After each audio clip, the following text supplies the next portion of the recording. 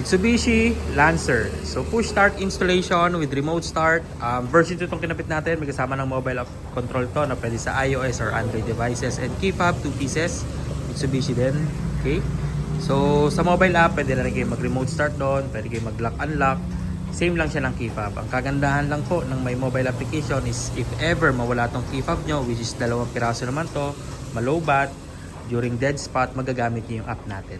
Okay? And pwede nyo rin siyang i-login or gamitin sa ibang devices nyo, basta iOS or Android devices. So, remote starter natin, press 3 times lang sa lock button, 70 to 100 meters sa abot. Okay? So, 1, 2, then 3, start na yan. Okay? Yan, start na siya.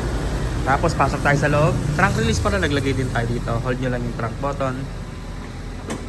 Yan, magpa-pop na siya. Okay? Tapos, pasok tayo sa loob. Pakita ako si push start button na kinabit natin. Ayan, medyo mababa.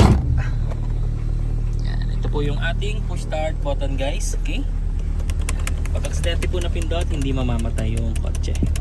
Okay? Automatic transmission, park luggage, tsaka handbrake. Kapag naka-driver, naka-reverse, hindi nyo po siya mapapa-start. Okay?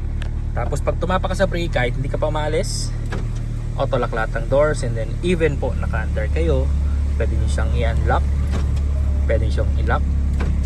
Yan. So for example, may bibiling ka lang saglit sa mga 7-Eleven, mini stop, iwan mo lang naka-under yung kotse mo, i-lock mo sa labas, magagawa mo. Kasi sa ibang kotse or sa ibang mga system, hindi nyo pwedeng gawin yon. Kailangan nyo bang patayin yung makina nyo para ma-lock nyo siya from the outside. Okay?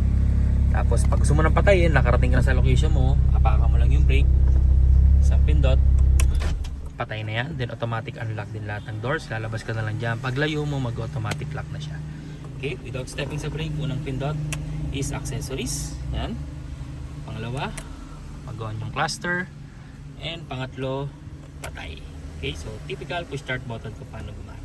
Pag start, apak sa brake, isang pindot, start na rin yan. So napaka-basic lang gamitin, guys. So 2 years warranty ang ating system, guaranteed clean wirings, quality installation, and then free back to zero fumigation pa after the installation. So for more info and if you have more inquiries, please message lang po sa Facebook page namin, TikTok account, Instagram account, or check nyo rin po yung mga videos namin sa YouTube. Search nyo lang po Gavin Auto Accessories page, lalabas na po yan. Alright, so maraming salamat, guys. Thank you.